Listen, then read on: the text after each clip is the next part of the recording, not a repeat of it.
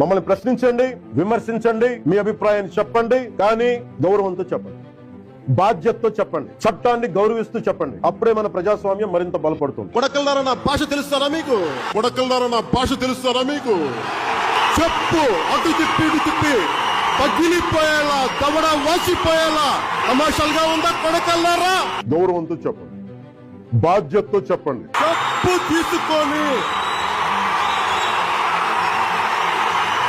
పళ్ళు రాళ్ళ కొడతాను కొడకల్లారా, ఒక్కొక్కడికి చెప్తున్నాను. ఫ్రీడమ్ ఆఫ్ స్పీచ్ అంటే ఫ్రీడమ్ టు అబ్యూస్ కాదు. తిక్క రేగితే నాకు ముఖ్యమంత్రి వాళ్ళ అమ్మమ్మ కూడా ఎవరు గుర్తురాడు నాకు. డెత్ థ్రెట్స్ ఇవ్వడం, వంట చేతోసం మెడ పిసికి తొక్కి కింద నొక్కేసాం కొడకల్లా. ఆధారాలు లేకుండా ఆరోపణలు చేయడం. వాలంటీర్స్ గురించి మాట్లాడితే ఏమని చెప్పారు? అందరూ తిట్టారు కదా నన్ను. పైచిలుకు 30,000 మంది పైచిలుకు ఆడపిల్లలు అదృశ్యం అయిపోయారు ఆంధ్రప్రదేశ్ నుంచి. మహిళలను టార్గెట్ చేయడం. డైమండ్ రాణి ఆ రోజా కూడా మాట్లాడదు.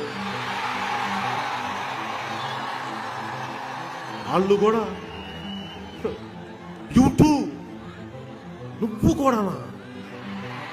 ఒక వ్యక్తి గౌరవాన్ని దెబ్బతీయడం. రాహుల్ గాంధీ గారు పెళ్లి చేసుకోలేదన్నారు కానీ బ్రహ్మచారం చెప్పలేదు. హింసకు ప్రేరేపించడం. నా అభిమానులు చెప్తున్నాను ప్రత్యేకించి, మీరంత సున్నితంగా ఉండకండి. మీరు ఈ సోషల్ మీడియా కామెంట్ కి దీనికి నలిగిపోకండి. అట్లా మీకు దమ్ముండి తిరిగి కొట్టండి. ఎట్లా దాడి చేయాలి చేయండి. ఇవన్నీ రాజ్యాంగం కల్పించిన స్వేచ్ఛలోకి రావు. ఇవి చట్టపరంగా నేరాలు. మీకు నైతిక బాధ్యత ఉన్నప్పుడు చట్టాలను చేసే లా మేకర్స్ లా బ్రేకర్స్ అయితే మనం ఎందుకు చట్టాలు పాటిస్తాం? మీరు పాటించండి, ఆ తర్వాత మేము పాటిస్తామని చెప్తాం ఒకసారి రేపు. చూసారా, ఆయన ఈ రోజు ఫ్రీడమ్ ఆఫ్ స్పీచ్ గురించి మాట్లాడిన ప్రతి మాటను ఆయనే క్రాస్ చేశాడు. మామూలుగా సినిమాల్లో రికార్డ్స్ బీట్ చేస్తారు కదా, అలా పవన్ కళ్యాణ్ ప్రతి స్పీచ్ లో ఆయన్ని బీట్ చేసుకుంటాడు. ఆయనకి ఎవరు సాటి లేరు, సాటి రారు కూడా.